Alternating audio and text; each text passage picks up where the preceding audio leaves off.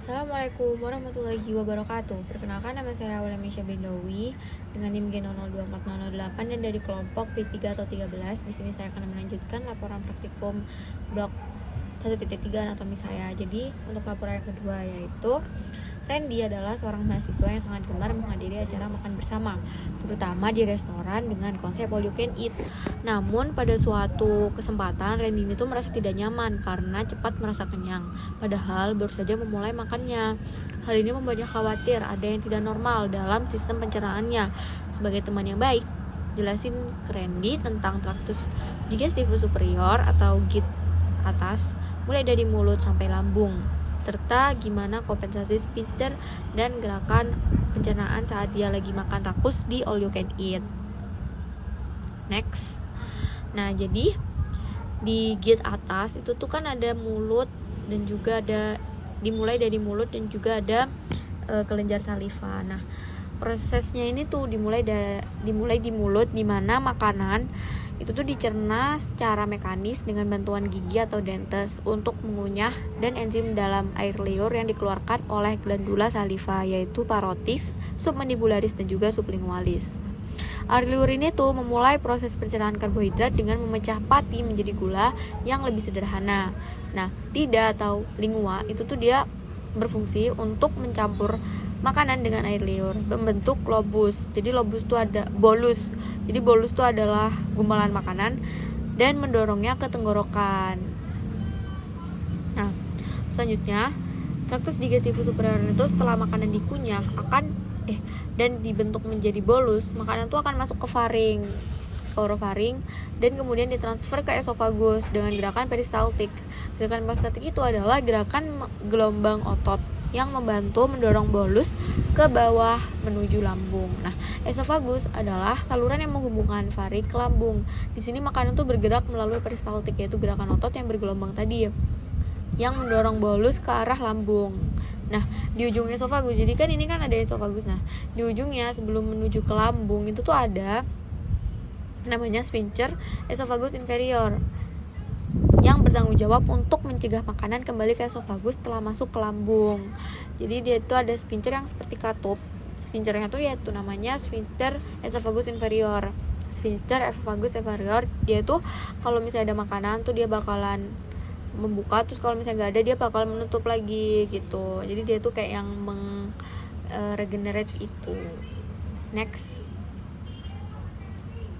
Nah, ketika makanan masuk ke lambung, sphincter esofagus itu menutup untuk mencegah makanan atau asam lambung kembali ke esofagus. Jadi kalau misalnya masuk ke lambung, itu tuh nutup lagi si sphincter esofagus inferiornya. Nah, terus habis gitu, itu tuh untuk mencegah makanan atau asam lambung kembali ke esofagus kan, biar tidak terjadi GERD. Nah, namun jika kamu makan terlalu banyak atau terlalu cepat, tekanan pada lambung itu bisa meningkat dan sphincter ini tuh bisa melemah dan menyebabkan rasa tidak nyaman atau bahkan reflux asam atau heartburn. Lalu lambung adalah tempat di mana sebagian besar pencernaan kimiawi terjadi. Makanan yang masuk ke lambung tercampur dengan asam lambung atau HCl dan enzim seperti pepsin yang membantu mencerna protein. Lalu lambung juga memiliki sphincter yang disebut dengan sphincter pylorus. Jadi lambung itu punya dua katup gitu loh, sphincter.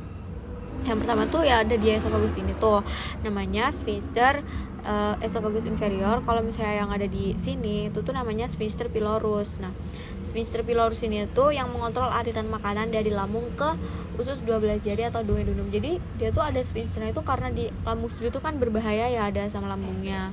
Kalau misalnya masuk ke duodenum atau enggak ke esofagus tuh akan menjadi korelasi akan klinisitis gitu.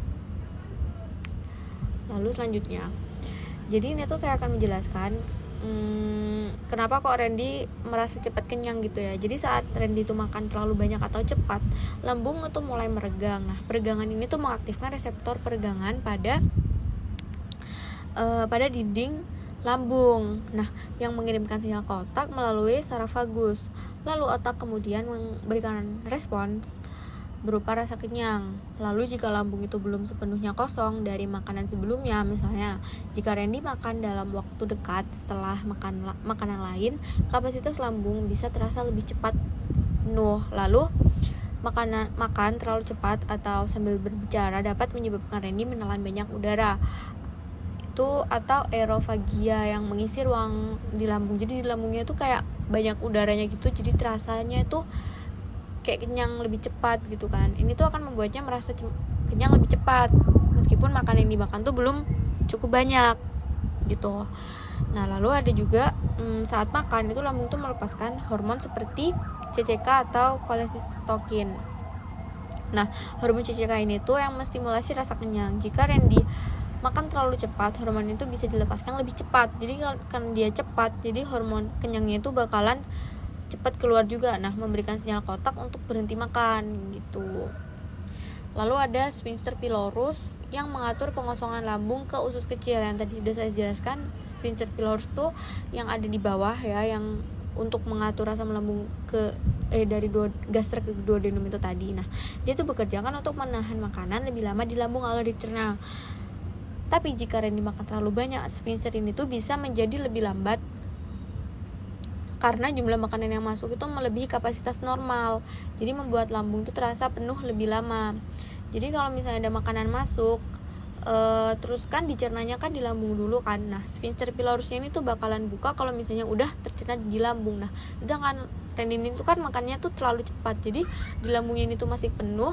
Terus habis itu makan lagi, belum sempet di lambungnya ini tuh selesai, atau sphincter pylorusnya itu belum membuka buat ke duodenum, tapi dia udah ngisi makanan lagi, dan itu tuh akan membuat makanan yang masuk itu melebihi kapasitas normal dan membuat lambung terasa penuh lebih lama gitu. Terus, nah jika Randy memiliki iritasi atau peradangan pada dinding lambung, nah kapasitas lambung itu bisa terasa lebih kecil sehingga ia merasa penuh. Jadi kalau misalnya dia kayak asam lambungnya tinggi atau apa gitu, jadi dia tuh bisa merasakan kenyang lebih cepat gitu. Nah begitu. Lalu saya lanjutkan dengan laporan yang ketiga di video selanjutnya. Terima kasih. Wassalamualaikum warahmatullahi wabarakatuh.